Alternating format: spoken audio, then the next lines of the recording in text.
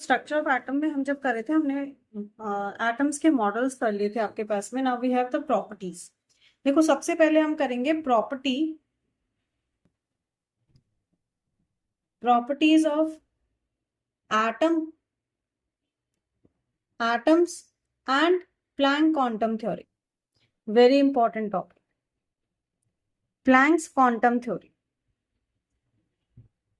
ठीक है, सबसे पहले हम इसके बारे में करेंगे। भाई आपके पास में जो एटम्स है और प्लैंक क्वांटम थ्योरी आपके पास ये किस तरह से रिलेटेड है। The first thing we will do this. देखो आपको पता है एटम के बारे में हम कर रहे हैं, हमने एटम की प्रॉपर्टीज कर ली आपके पास में।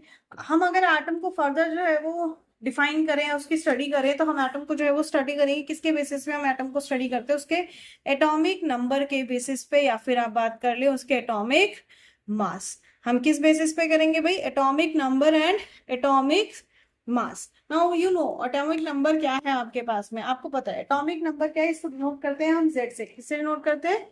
जेड से। Atomic number is denoted by Z. किसी भी एटम के एटॉमिक नंबर को आप डिनोट करते हैं किससे? जेड से डिनोट करते हैं आपके पास में। This is exactly what atomic number is, the number of protons. Number of protons. Atomic number क्या होता है भाई? नंबर ऑफ प्रोटॉन्स आपके पास में।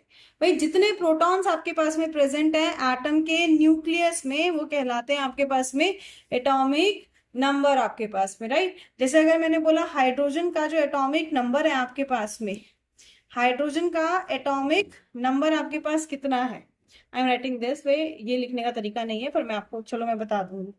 हाइड्रोजन एटॉमिक नंबर भाई कितना है? इसका एटॉमिक नंबर 1। मतलब इसके पास कितने प्रोटॉन है भाई? एक प्रोटॉन। कितने प्रोटॉन है आपके पास में? एक प्रोटॉन। वहीं पे अगर आप सोडियम की बात करो, आप Na की बात करते हो, तो इसका एटॉमिक नंबर है 11। मतलब कितने प्रोटॉन है आपके पास में? 11 प्रोटॉन है आपके पास। बट इन जनरल हमें क्या पता है, हमें जो सबसे पहला मॉडल ऑफ एन एटम किया था हमने, Thomson's model of an atom, उसमें हमने देखा atom is electrically neutral, right. Atom is electrically neutral आपके पास में। भाई एटम हमारा न्यूट्रल है। न्यूट्रल मतलब क्या हुआ आपके पास में भाई? No positive charge, no negative charge आपके पास। That means what? This means number of electron is equal to number of proton, right. Number of electron किसके इक्वल है आपके पास? नंबर ऑफ प्रोटॉन के। तो यहां से एक सीधी सी बात आ गई, हमने कहा भाई एटॉमिक नंबर Z किसके इक्वल होता है? ये नंबर ऑफ प्रोटॉन के इक्वल है। और number of proton for a neutral atom is equal to number of electron आपके पास, राइट। नंबर ऑफ इलेक्ट्रॉन के इक्वल होता है आपके पास में। तो सीधा सा फंडा आ गया आपके पास। सेम चीज देखो, अगर ये तो बात होगी एटॉमिक नंबर की, अब हम बात करते हैं एटॉमिक मास की। एटॉमिक मास को किससे डिनोट करते हैं भाई? एटॉमिक मास को डिनोट करते हैं हम ए से। किससे डिनोट करते हैं? ए से, capital A. Atomic mass is denoted by capital A. Now what is this atomic mass? देखो एटम में, हमने रदरफोर्ड के एटम में कहा, एटम में सारा मास कहाँ पे आपके पास? न्यूक्लियस में है। कहाँ है आपके पास? न्यूक्लियस में। So that means what is atomic mass? This is the mass of nucleus. ये किसका मास है भाई? ये मास है आपके पास में न्यूक्लियस का। न्यूक्लियस का मास। और न्यूक्लियस में क्या होता है भाई? प्रोटॉन और न्यूट्रॉन होता है आपके पास में। तो that is, it is due to the presence of proton and neutron. Presence of proton and neutron आपके पास में। And this proton and neutron is collectively known as nucleons. तो अगर कहीं पे आपके पास लिखा है कि एटॉमिक मास क्या है, it is the mass of nucleons, तो ये मत कह देना नहीं भाई, सही लिखा हुआ है आपके पास। दैट मीन्स हम क्या कह सकते हैं? Atomic mass is equals to आपके पास व्हाट? Number of nucleons. भाई जितने न्यूक्लियॉन्स प्रेजेंट है, दैट इज जितने आपके पास में प्रोटॉन्स और न्यूट्रॉन्स आपके पास में कंबाइंड प्रेजेंट है, उसके इक्वल होता है आपका एटॉमिक मास, राइट। तो हम क्या कह सकते हैं? हम कह सकते हैं that atomic mass is equals to, इधर क्या है भाई? प्रोटॉन प्लस न्यूट्रॉन, ठीक है। अब प्रोटॉन क्या है आपके पास? एटॉमिक नंबर है आपके पास में। So we can write atomic mass equals to atomic number plus neutron. Neutron को हम स्मॉल एन से नोट करते हैं, ठीक है। न्यूट्रॉन को हम स्मॉल एन से नोट करते हैं। सो ये तो बात होगी भाई एटॉमिक नंबर की और एटॉमिक मास की। अब आप किसी भी एलिमेंट को जब सिंबॉलिकली रिप्रेजेंट करेंगे, कैसे करेंगे? से एक्स इज एन एलिमेंट आपके पास में। भाई एक्स कोई एक एटम है आपके पास में, एलिमेंट है जो भी आपने लिया, ऊपर लिखा जाता है एटॉमिक मास। यहाँ आएगा आपके पास एटॉमिक मास। और यहाँ पे लिखा जाएगा इसका एटॉमिक नंबर। नीचे क्या लिखा जाएगा सबस्क्रिप्ट में, इसका एटॉमिक नंबर। ऊपर क्या आएगा एटॉमिक मास, और नीचे आएगा आपके पास में क्या एटॉमिक नंबर आपके पास में। जैसे if I right C12 and this 6, that means what, इसका मतलब क्या है भाई साहब, इसका मतलब हो गया आपके पास में, वेरी गुड, इसका मतलब क्या हो गया भाई, कार्बन एक एलिमेंट है जिसके एटम की बात हो रही है, जिसके एटम में आपके पास एटॉमिक मास कितना है, उसका 12 है आपके पास, दैट इज न्यूक्लियॉन्स कितने हैं 12 है आपके पास में, और प्रोटॉन कितने हैं, उसका एटॉमिक नंबर कितना है भाई 6। प्रोटॉन कितने हैं, एटॉमिक नंबर कितना है आपके पास में 6। Atomic number atomic mass clear, वही 9th में भी पढ़ा हुआ है आपके पास में। अब देखो एटॉमिक नंबर और एटॉमिक मास के बेसिस पे हम देखते हैं कि हमारे पास जो एलिमेंट्स जितने आपके पास में अलग अलग स्पीसीज के प्रेजेंट है, आप उनको जो है वो क्लासिफाई कर सकते हैं। You can classify them, we can classify them easily in isotopes and isobars, isotopes and isobars, आप इसमें इसको क्लासिफाई कर सकते हो। सो व्हाट आर आइसोबार्स, पहले आइसोबार्स की बात करते हैं। आइसोबार्स क्या होते हैं, बेसिकली ये आपके पास में एटम्स है डिफरेंट एलिमेंट्स के, एटम्स ऑफ डिफरेंट एलिमेंट। तो भाई डिफरेंट एलिमेंट के एटम्स है, तो ऐसा क्या है जो तुम इनको कंपेयर करना चाह रहे हो, भाई डिफरेंट एलिमेंट के एटम्स तो है आपके पास में, but they have same atomic mass. इनका एटॉमिक मास क्या है आपके पास में, same, same atomic mass and different atomic number, different atomic number. ठीक है, आइसोबार्स क्या है आपके पास में, अलग अलग एलिमेंट्स के ऐसे एटम्स जिनका एटॉमिक मास तो सेम है पर एटॉमिक नंबर डिफरेंट है। जैसे कि एग्जांपल देखो हम कार्बन का देखते हैं, कार्बन का हमारे पास एक आइसोटोप होता है जिसका आपके पास में एटॉमिक मास 14 और ये एटॉमिक नंबर 6। यूजुअली क्या होता है, अभी हमने किया, जो आपके पास होता है C12 कार्बन आपके पास, दैट इज एटॉमिक नंबर 6 है आपके पास में, एटॉमिक मास आपके पास में 12 है। But we have a case आपके पास जहां पे आपके पास में क्या होता है, कार्बन का एटॉमिक नंबर 6 है बट कार्बन का एटॉमिक मास 14 है आपके पास। वहीं आप नाइट्रोजन का देखो, आपके पता है नाइट्रोजन का एटॉमिक नंबर 7 होता है और एटॉमिक मास 14 है। तो दोनों का एटॉमिक मास क्या है आपके पास में, सेम है पर डिफरेंट एटॉमिक नंबर है। So these two are isobars of each other, ये दोनों एक दूसरे के क्या है आपके पास में, आइसोबार्स है आपके पास में। आई बात समझ में। नेक्स्ट ऐसे आइसोटोप्स देखो, सेम फंडा है आपके पास में, ये क्या है एटम्स है, ये क्या है आपके पास में एटम्स है, ये सेम एलिमेंट के होते हैं, ये किसके होते हैं भाई डिफरेंट एलिमेंट के, ये किसके होते हैं सेम एलिमेंट के आपके पास, एटम्स ऑफ सेम एलिमेंट। अब क्या डिफरेंट होता है इनमें फिर, बट डिफरेंट मास नंबर, इनका मास नंबर क्या होता है डिफरेंट होता है, मास नंबर क्या होता है डिफरेंट होता है, बट सेम एटॉमिक नंबर। भाई एटॉमिक नंबर क्या होता है आपके पास में सेम। अब समझो देखो एटॉमिक मास क्या है, what is atomic mass, atomic mass is proton plus neutron. क्या है, प्रोटॉन प्लस न्यूट्रॉन आपके पास में। तो भाई आपके पास आइसोटोप्स है हमारे पास में, कहता है कि आपके पास में डिफरेंट एटॉमिक मास डिफरेंट है पर सेम एटॉमिक नंबर है। मतलब अगर कोई भी मैंने एक ले लिया आपके पास में, तो उसका proton that is atomic number same मिलेगा, तो आपके पास डिफरेंस किसका मिलता है न्यूट्रॉन्स का। किसका होता है आपके पास में न्यूट्रॉन्स का। दैट मीन्स इसमें क्या होता है आपके पास डिफरेंट नंबर ऑफ न्यूट्रॉन्स होते हैं। क्या होते हैं आपके पास डिफरेंट नंबर ऑफ न्यूट्रॉन्स। आप कहोगे भाई क्यों करा रहे हो इतने बेसिक की नीड क्या है, अरे भाई बाद में हम यूज में आएगा तब हमारे पास इतना नहीं होगा कि हम इतने बेसिक पे जाए। समझ में आ रही है बात, तो सीधी सादी सी बात है, देखो समझ लो इसको। अगर मैंने लिखा Cl1737, what does this mean, इसका मतलब है आपके पास कि एटॉमिक नंबर Z कितना है 17, दैट इज प्रोटॉन कितने हैं 17 और इलेक्ट्रॉन भी कितने हैं 17 आपके पास में, राइट। इलेक्ट्रॉन भी कितने हैं आपके पास 17।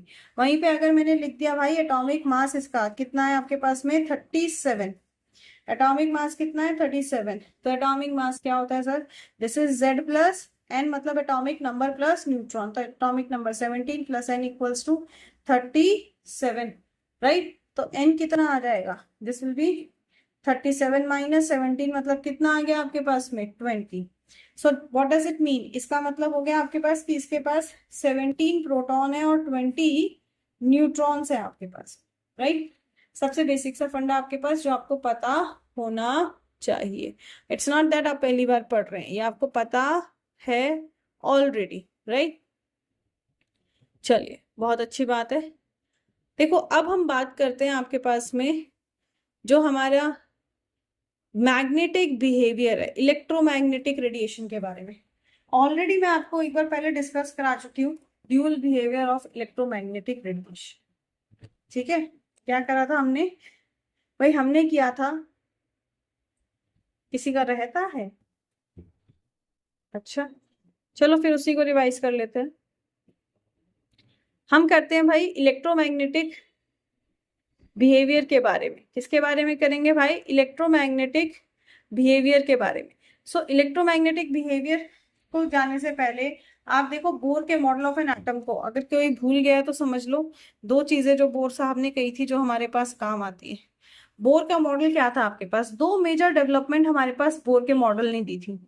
क्या कहा इन्होंने? कहा आपके पास में कि जो इलेक्ट्रॉन्स है आपके पास में, वो न्यूक्लियस के चारों तरफ मूव तो कर रहे हैं, पर वो किस में मूव कर रहे हैं? वो ऑर्बिट्स में मूव कर रहे हैं। किस में मूव कर रहे हैं? ऑर्बिट्स में मूव कर रहे हैं। साथ ही इन्होंने कहा कि भाई ये जो ऑर्बिट्स होते हैं इनकी स्पेसिफिक एनर्जी होती है, और जब इलेक्ट्रॉन मूव करता है आपके पास, वो किसी तरह की एनर्जी को रेडिएट नहीं करता है। वो किसी भी तरह की एनर्जी को रेडिएट नहीं करता है, राइट। तो यहीं से हमारे पास दो मेजर डेवलपमेंट्स आई आपके पास, जिन्होंने कि बोर मॉडल को बनाने में मदद की थी। आपके पास सबसे पहली जो मेजर डेवलपमेंट थी आपके पास में, that was dual character. Dual character of electromagnetic radiation. Dual character of electromagnetic radiation कि जो आपके पास में वेव्स है, आपके पास रेडिएशन है, आपके पास ये इलेक्ट्रोमैग्नेटिक रेडिएशंस आपके पास में दोनों कैरेक्टर्स को प्रोसेस करते हैं। कह रहा है ड्यूल कैरेक्टर, भाई दोनों कैरेक्टर को प्रोसेस करते हैं। कौन से दोनों कैरेक्टर? पहला वेव और दूसरा पार्टिकल, राइट। पहला वेव और दूसरा पार्टिकल, भाई आपके पास में जो है वो दोनों कैरेक्टर्स को जो है वो ये रखते हैं। अब हम पार्टिकल बहुत बार डिस्कस कर चुके हैं, सीधा आते हैं हम वेव नेचर पे। आपके पास में देखो कई सारे फिजिसिस्ट हैं जिन्होंने जो है वो कई सारे प्रोसेसेस देखे हैं, लाइक एब्जॉर्प्शन प्रोसेस देखा है, इमिशन प्रोसेस देखा है, कि जब भी आप किसी ऑब्जेक्ट को हीट करते हैं तो आपको जो है वो उसमें एब्जॉर्प्शन, इमिशन, आपको ऐसे प्रोसेसेस जो है वो देखने को मिलते हैं। तो ये जो रेडिएशंस की स्टडी की थी इन्हें कहा गया था thermal radiation. James clerk Maxwell ने सबसे पहले इन चार्ज पार्टिकल्स के इंटरेक्शंस के बारे में बताया, इनकी इलेक्ट्रिकल और मैग्नेटिक फील्ड के बारे में बताया। उन्होंने कहा जब भी कोई इलेक्ट्रिकली चार्ज आपके पास में पार्टिकल होता है वो एक्सेलरेशन में मूव कर रहा है। कभी भी कोई इलेक्ट्रिकली चार्ज पार्टिकल है, इट्स मूविंग अंडर एक्सेलरेशन, मतलब उसकी वेलोसिटी लगातार आपके पास में जो है वो चेंज हो रही है। ठीक है, लगातार क्या हो रही है आपके पास में? चेंज हो रही है। और वहां पे इलेक्ट्रिक और मैग्नेटिक फील्ड है आपके पास में। तो जब इलेक्ट्रिकली चार्ज पार्टिकल आपके पास में मूव करेगा तो वो क्या करेगा? वो एक ऑल्टरनेटिंग इलेक्ट्रिक और मैग्नेटिक फील्ड प्रोड्यूस करेगा। क्या करेगा? एक इलेक्ट्रिक आपके पास में वो ऑल्टरनेटिंग इलेक्ट्रिक और मैग्नेटिक फील्ड प्रोड्यूस करता है। कहते हैं when electrically charge particle, when electrically charge particle travel under acceleration. कहता है भाई एक्सिलरेशन, ये ध्यान रखना, तब होगा जब आपके पास एक्सिलरेट हो रहा है। Under acceleration alternating electrical and magnetic field are produce. भाई ऑल्टरनेटिंग आपके पास electrical and magnetic field produce होती है। ठीक है, आपको क्या मिल रहा है भाई? आपके पास में एक ऑल्टरनेटिंग इलेक्ट्रिक और मैग्नेटिक फील्ड आपके पास में जो है वो प्रोड्यूस हो रही है, कि जब हमारा पार्टिकल आपके पास में मूव कर रहा है, so this particle is producing an electric field. क्या कर रहा है? ये एक इलेक्ट्रिक फील्ड प्रोड्यूस कर रहा है, and at the same time आपके पास में ये एक मैग्नेटिक फील्ड भी प्रोड्यूस कर रहा है। भाई देखो आपके पास में मैं वाई एक्सेस को डिनोट कर रही हूँ, आपके पास इलेक्ट्रिक फील्ड है। ठीक है, पार्टिकल हमारे पास जो है वो एक इलेक्ट्रिक फील्ड प्रोड्यूस कर रहा है आपके पास में, एंड दोनों फील्ड क्या होती है आपके पास में? These are perpendicular to the orientation. भाई ये क्या रहेंगे आपके पास में? परपेंडिकुलर। ठीक है, कैसे रहती है भाई आपके पास में? Perpendicular to the surface of orientation आपके पास, and at the same time एक मैग्नेटिक फील्ड प्रोड्यूस हो रही है। आपका जेड एक्सेस जो है वो मैग्नेटिक फील्ड को बता रहा है, मैग्नेटिक फील्ड को बी से नोट कर रहे हैं। एंड दिस ऑल्सो कहता है कि भाई मैग्नेटिक फील्ड आपके पास में जो होती है वो परपेंडिकुलर होती है। डायरेक्शन अगर हम मैग्नेटिक फील्ड का देखें तो ये भी क्या होता है आपके पास में? परपेंडिकुलर होता है आपके पास में। तो क्या कहता है ये कहता है भाई आपके पास में जब भी हमारे पास में कोई पार्टिकल आपके पास में भाई ड्यूल नेचर शो कर रहा है तो इलेक्ट्रिक और मैग्नेटिक फील्ड प्रोड्यूस होती है आपके पास में, और ये दोनों के दोनों परपेंडिकुलर होती हैं आपके पास। इनका डायरेक्शन ऑफ प्रोपगेशन क्या रहेगा आपके पास में? परपेंडिकुलर आपके पास में। आ रही है बात समझ में? और फिर ये जो आपके पास में फील्ड प्रोड्यूस हो रही है एक्सलेटिंग पार्टिकल की आपके पास में, ये ट्रांसमिट होती है वेव्स के फॉर्म में। जिस वेव्स के फॉर्म में ये ट्रांसमिट हो रही है आपके पास उसे ही कहते हैं हम ईएम वेव या फिर इलेक्ट्रोमैग्नेटिक वेव या इलेक्ट्रोमैग्नेटिक रेडिएशन। लाइट हमारे पास इस तरह का एक आपके पास में ईएम वेव है जो हमारे पास में प्रोड्यूस होता है। तो मैक्सवेल सबसे पहले थे जिन्होंने कहा कि भाई लाइट वेव्स में आपके पास में ऑसिलेटिंग इलेक्ट्रिक फील्ड होती है और ऑसिलेटिंग जो है वो मैग्नेटिक फील्ड मतलब मैग्नेटिक प्रॉपर्टीज होती है उनके पास में। इन्होंने कहा जो चार्ज पार्टिकल्स है आपके पास में वो इलेक्ट्रिक फील्ड, क्या कहा मैक्सवेल ने? भाई मैक्सवेल कहते हैं हमारे पास, मैक्सवेल मैक्सवेल ने क्या कहा? इन्होंने कहा charge particles produce electric and magnetic field. जब भी कोई चार्ज पार्टिकल मूव कर रहा है आपके पास में वो इलेक्ट्रिक और मैग्नेटिक फील्ड प्रोड्यूस करता है, और ये दोनों की दोनों परपेंडिकुलर होती हैं। These are perpendicular to one another. भाई एक दूसरे के जो है वो परपेंडिकुलर होंगी आपके पास, और सिर्फ एक दूसरे के परपेंडिकुलर नहीं, this is the direction of propagation of wave. ये आपकी वेव की प्रोपगेशन की डायरेक्शन है। तो ये सिर्फ इसके ही परपेंडिकुलर नहीं है, ये हमारे पास में direction of propagation of wave के भी परपेंडिकुलर होती हैं, perpendicular to the direction of propagation of wave. भाई वेव जिस डायरेक्शन में प्रोपगेट हो रही है आपके पास में उसके होती है हमारे पास में, ठीक है। मतलब ये बात किसकी हो रही है भाई आपके पास? ये बात हो रही है लाइट वेव्स की आपके पास में, जो कि ईएम वेव्स को प्रोड्यूस करती है। बट वहीं पे कॉन्ट्रास्टिंग क्या कहते हैं? वहीं पे कॉन्ट्रास्टिंग कहते हैं कि जो साउंड वेव्स है या वाटर वेव्स है आपके पास में, क्या है? साउंड वेव्स और वाटर वेव्स है आपके पास में। ये भी एक तरह की ऐसी वेव्स हैं जिनको जो है वो किसी मीडियम की जरूरत नहीं होती है जब वो ट्रैवल कर रहे होते हैं। बात करें इनकी अगर हम वेवलेंथ की तो ये अलग अलग फ्रीक्वेंसी की होती हैं, अलग अलग वेवलेंथ की होती हैं आपके पास, अलग अलग रीजन्स में आपके पास ये फॉल करती हैं। आपको पूरा लास्ट में ordinary visible light and ultraviolet radiations के फॉर्म में समझाया था। अभी मैं फिलहाल बात कर रही हूँ इसकी कैरेक्टरिस्टिक्स की, ईएम वेव्स की कैरेक्टरिस्टिक्स की। भाई क्या कैरेक्टरिस्टिक्स होती हैं आपके पास में ईएम वेव्स की? What are the characteristics of EM waves? अगर आप किसी इलेक्ट्रोमैग्नेटिक रेडिएशन को आप कर रहे हैं तो आपको पहली बात तो आप नेकेड आई से नहीं कर पाएंगे, यू नीड स्पेसिफिक इंस्ट्रूमेंट्स आपके पास जिससे कि आप ईएम रेडिएशंस को देख पाएंगे। तो ये जो रेडिएशंस है आपके पास में नेमली आपके पास में तीन प्रॉपर्टीज से ये कैरेक्टराइज होती हैं आपके पास। This is frequency first, then its wavelength. Frequency को आपको पता है न्यू से डिनोट करते हैं, वेवलेंथ लैम्डा से डिनोट होता है आपके पास में, वेलोसिटी ऑफ द पार्टिकल, हाँ वन मोर, वेव नंबर।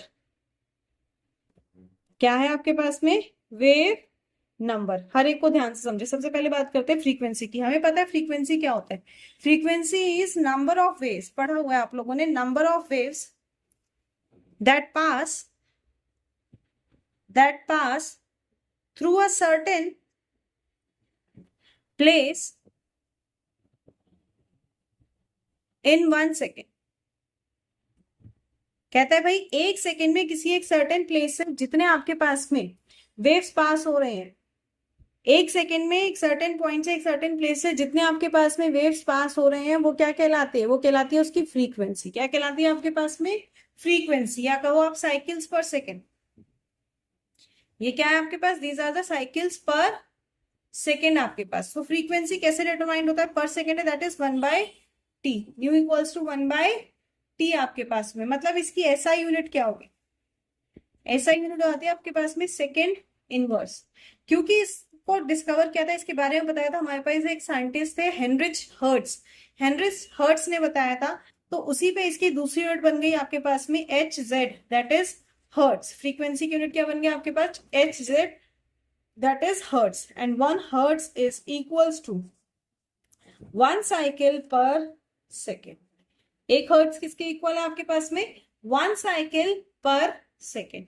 कैसे अफेक्ट करता है EM वेव्स को, क्या फॉर्मूले बनेंगे वो आगे करेंगे, पहले जिसको भूल गए हैं एक बार उनके लिए हम एक कंसेप्ट को वापस रिवाइज कर देते हैं। नेक्स्ट आता है आपके पास में वेवलेंथ। देखो वेवलेंथ क्या है, आपने पढ़ा हुआ है, कोई भी एक वेव है आपके पास, तो दो कंसेक्यूटिव क्रेस्ट या दो कंसेक्यूटिव ट्रॉ के बीच का जो डिस्टेंस होता है दैट इज वेवलेंथ। आपके पास क्या होता है? आपके पास में वेव लेंथ आपके पास, that is what it is, it is the distance between two consecutive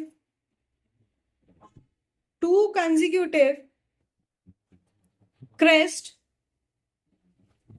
और troughs of a wave, किसी भी एक वेव के, ठीक है। कंसेक्यूटिव ट्राउ या फिर आपके पास में कंसेक्यूटिव क्रेस्ट, ये होते हैं आपके पास में क्रेस्ट जो पीक पॉइंट्स होते हैं, आपके पास में ड्रॉज होते हैं। इनके बीच का जो डिस्टेंस है आपके पास में वो हमारे पास वेवलेंथ से डिनोट होता है। क्योंकि वेव लेंथ है तो इसकी SI यूनिट क्या हो जाती है? मीटर। SI यूनिट क्या हो जाती है? मीटर आपके पास में। समझ में आ गई बात? बट हम EM वेव्स की जब बात करेंगे तो EM वेव्स में हम और भी शॉर्टर यूनिट्स का जो है वो इस्तेमाल करते हैं। क्या करेंगे हम? और भी शॉर्टर यूनिट्स का इस्तेमाल करेंगे। नेक्स्ट आओ वेलोसिटी पे, बस इसी के रिलेशन करेंगे बेटा। Velocity, what is velocity? भाई वैक्यूम में जो EM वेव्स होती हैं आपके पास में ये ऑलमोस्ट सेम स्पीड पे ट्रैवल करती है, चाहे वेवलेंथ कुछ भी हो, सेम स्पीड पे ट्रैवल करती है आपके पास, and that is known as the speed of light vacuum.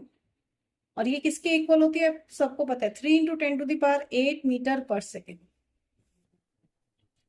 ठीक है। 3 × 10⁸ मीटर पर सेकेंड। इसके साथ जो आपके पास इक्वेशन लिंक्ड है that is C equals to lambda V, C equals to lambda, sorry V नहीं, फ्रीक्वेंसी न्यू। देखो उसी से बनी है। Speed equals to distance upon time होता है। स्पीड मतलब वेलोसिटी, वेलोसिटी किसकी है भाई? स्पीड ऑफ लाइट है आपके पास EM वेव्स की। लैम्डा आपका डिस्टेंस हो गया आपके पास में, and what is 1/T? 1/T हो जाता है फ्रीक्वेंसी। तो आपके पास पहला जो रिलेशन आ गया आपके पास that is C equals to lambda nu. क्या आ गया? C equals to lambda nu. अब आ जाओ वेव नंबर पे, बाकी चीजें तो पढ़ी है, वेव नंबर आपने पढ़ा नहीं होगा। वेव नंबर क्या होता है? वेव नंबर होता है भाई यूनिट लेंथ में, say this is a unit length, तो यूनिट लेंथ में आपके पास कितने वेव लेंथ है आपके पास, that is wave number. This is number of wavelengths, number of wavelengths per unit length. भाई एक यूनिट लेंथ में आपके पास कितने वेव लेंथ्स हैं, दैट इज वेव नंबर। आपके पास क्या होता है? Wave number. मतलब हम लिख सकते हैं दिस इक्वल्स टू 1/लैम्डा। क्या लिख सकते हैं? 1/लैम्डा आपके पास में। समझ में आई बात? अब इसकी यूनिट क्या हो जाएगी आपके पास, that is inverse of this. Lambda meter होता है आपके पास, तो इसकी SI यूनिट क्या हो जाती है? इसकी SI यूनिट होती है मीटर इनवर्स। क्या होता है? Metre inverse. स्पेक्ट्रोस्कोपी में इसका जो है वो बहुत ज्यादा इंपॉर्टेंट रोल है। अब एक फॉर्मूला देखो आपके पास जो इनके रिलेशन पे है, जिसपे हम कल पहले न्यूमेरिकल करेंगे फिर आगे क्लास करेंगे। देखो हमने किया C इक्वल्स टू होता है lambda nu, C equals to है लैम्डा न्यू आपके पास में, राइट। और वेव नंबर इज 1/लैम्डा, वेव नंबर इज 1/लैम्डा। भाई अगर मैं यहां से लैम्डा निकालू, दिस इज 1/वेव नंबर, राइट। मैं पुट कर देती हूँ इसमें, तो C इक्वल्स टू आ गया 1/वेव नंबर इंटू न्यू, जिससे लिख सकते हैं new frequency equals to C into wave number. समझ में आई बात? तो you got a one more formula. पहले अब नेक्स्ट क्लास में इनको इंप्लीमेंट करेंगे, 2 फॉर्मूले करेंगे, क्वेश्चन करेंगे फॉर्मूलाज पे, फिर उसके बाद आगे कंसेप्ट डिस्कस करते हैं।